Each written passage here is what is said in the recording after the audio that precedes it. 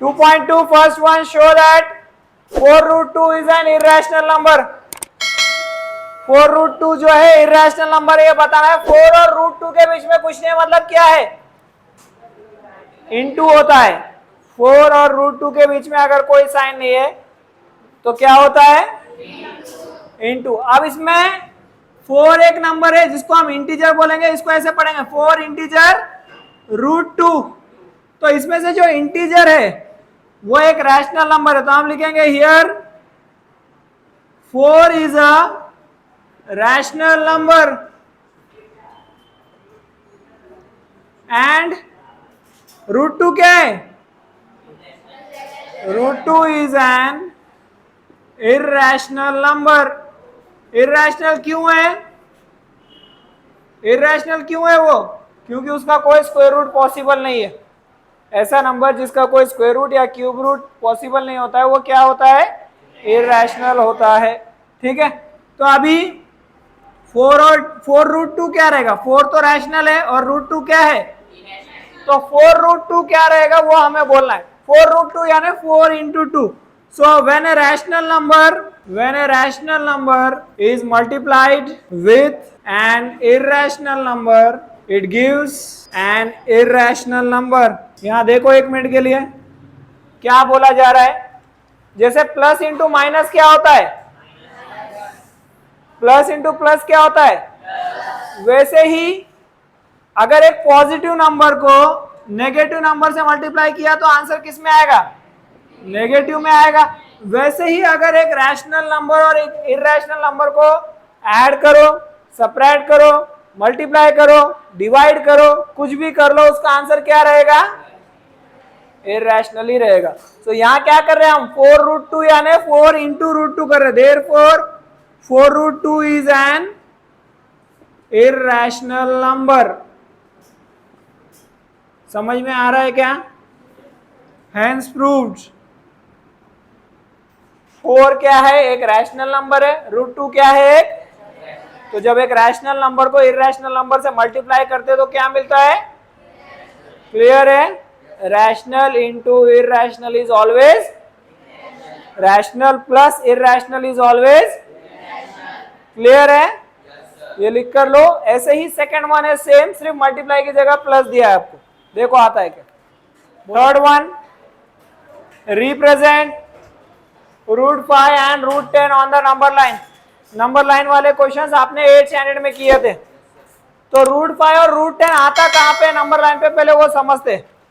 Square root of 1, what is the square root of 1, 1 का square root 1, 2 का 4, 2 का 2 का स्क्वायर रूट 2. हाँ हाँ, बोलो बोलो बोलो, कोई पॉसिबल नहीं है. 2 का स्क्वायर रूट 3 का कोई स्क्वायर रूट नहीं है. 4, 5, 6, 7, 8, 9, 10, नॉट पॉसिबल. यहाँ देखो नॉट पॉसिबल मतलब एग्जैक्ट कोई स्क्वायर रूट नहीं निकलेगा. पॉइंट में वैसे आंसर्स आते हैं बट एग्जैक्ट कोई परफेक्ट स्क्वायर रूट नहीं है. जैसे 1 का स्क्वायर रूट 1 है, 4 का, 9 का, 16 का 4 है. ठीक है, तो नंबर लाइन पे जो रूट 2 आएगा वो कहाँ आएगा पहले समझो.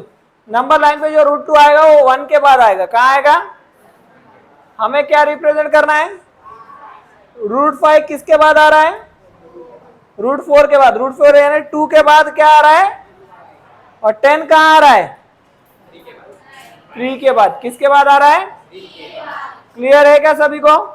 हाँ, तो पेंसिल लो, स्केल लो, एक नंबर लाइन ड्रॉ करो, ऊपर एक 4 लाइन का प्लेस छोड़ो, एक नंबर लाइन ड्रॉ कर दो. यहां पर एक पॉइंट लो 0 और एक कॉमन डिस्टेंस पे हमें 1 2 3 देना है.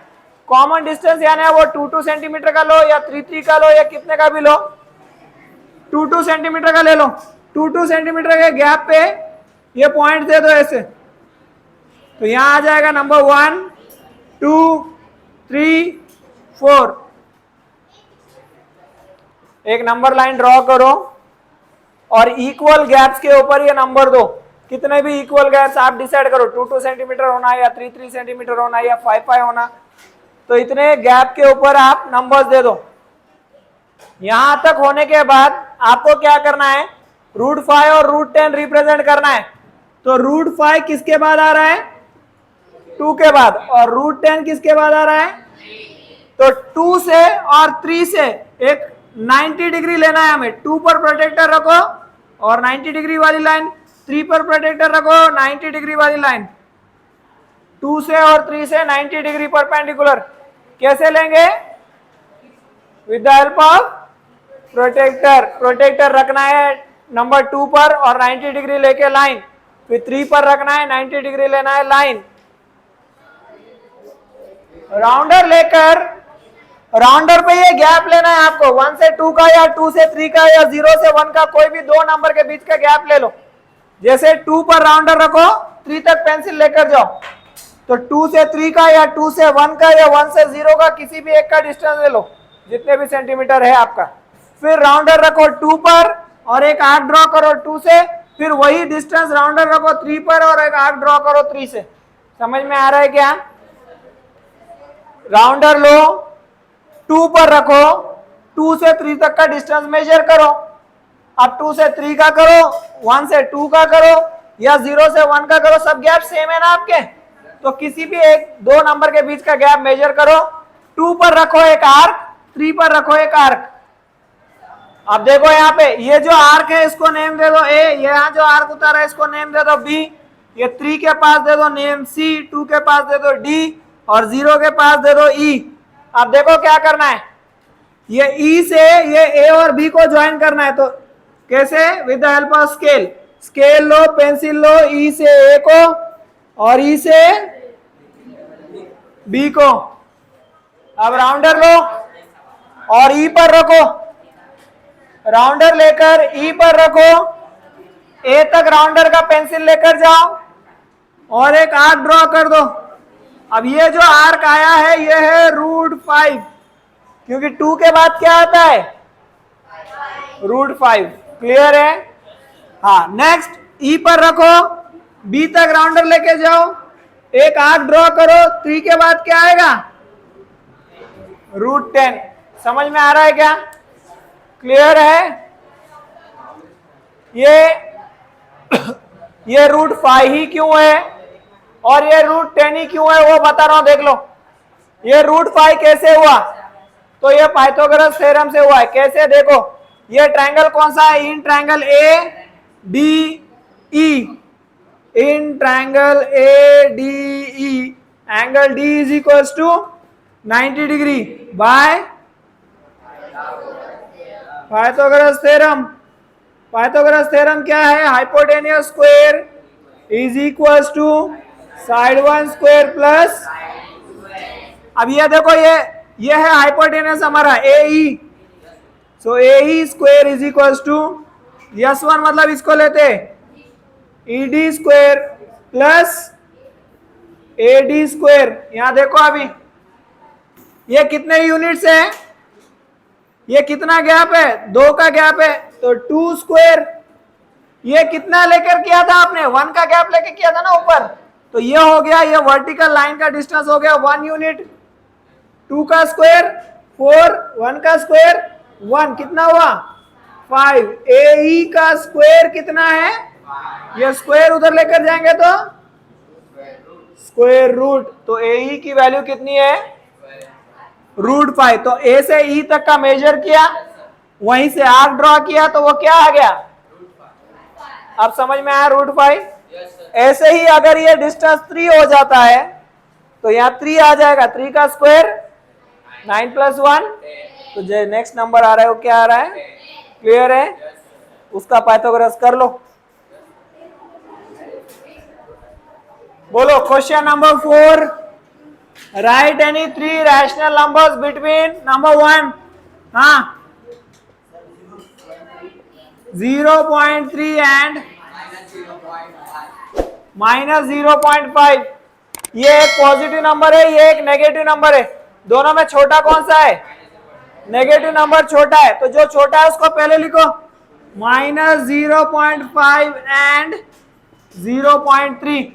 ये एक नंबर लाइन है, बीच में होता है 0, आगे होते हैं पॉजिटिव नंबर, पीछे होते हैं। अब ये 0 से स्टार्ट हो रहा है, 0.1, 0.2, 0.3, तो 0 से आगे जाओगे तो 0.1, उसके आगे जाएंगे तो पीछे आएंगे तो -0.1। ये कहां तक जाना है हमें देख लो, -0.3, -0.4, तो यहां से लेके यहां तक हमें नंबर दिए, इसके बीच में ये सारे नंबर इनमें से कोई भी 3 लिखना है अपने, एनी 3 रैशनल नंबर्स। तो इसके आगे के और इसके पीछे के कोई भी 3 रैशनल नंबर्स, कोई भी 3 ले लो, जैसे -0.4, 0.1, 0.2। क्लियर है?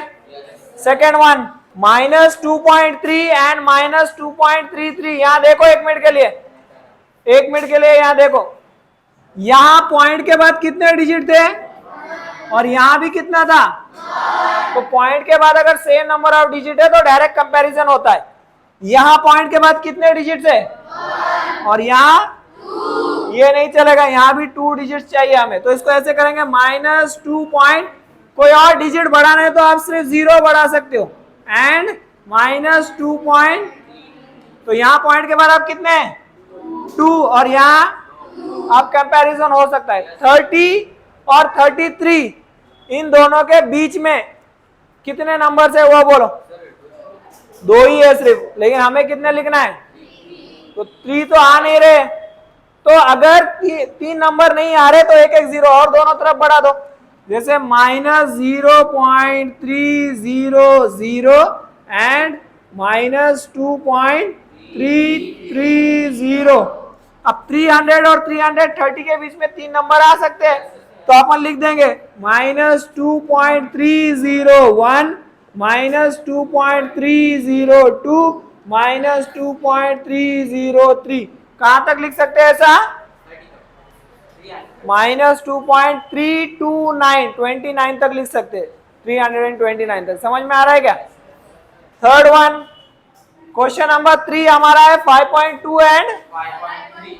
अच्छा 2, ये पॉइंट के बाद 2 है, उधर पॉइंट के बाद 2 और 3 के बीच में कोई नंबर नहीं ले सकते हम, तो क्या करेंगे 0 बढ़ा देंगे, 5.20 एंड 20 और 30 के बीच में बहुत सारे नंबर है, तो हम लिखेंगे 5.21, 5.22, 5.23। कहां तक लिख सकते हैं, 5.29 तक लिख सकते हैं। ठीक है, last one, fourth one, -4.5 and -4 point के बाद इधर 5, पॉइंट के बाद उधर 5 और 6 के बीच में तो कोई नंबर नहीं है, तो क्या करेंगे 0 बढ़ा देंगे, -4.50 एंड -4.60। नंबर्स बोलो, -4.51, 4.52, -4. कहां तक लिख सकते हैं, -4.59 तक लिख सकते हैं। क्लियर है क्या? तो इसके साथ ये प्रैक्टिस सेट हमारा कंप्लीट होता है। कल हम लोग 2.3 स्टार्ट करेंगे। ठीक है, कॉपी कर लो ये।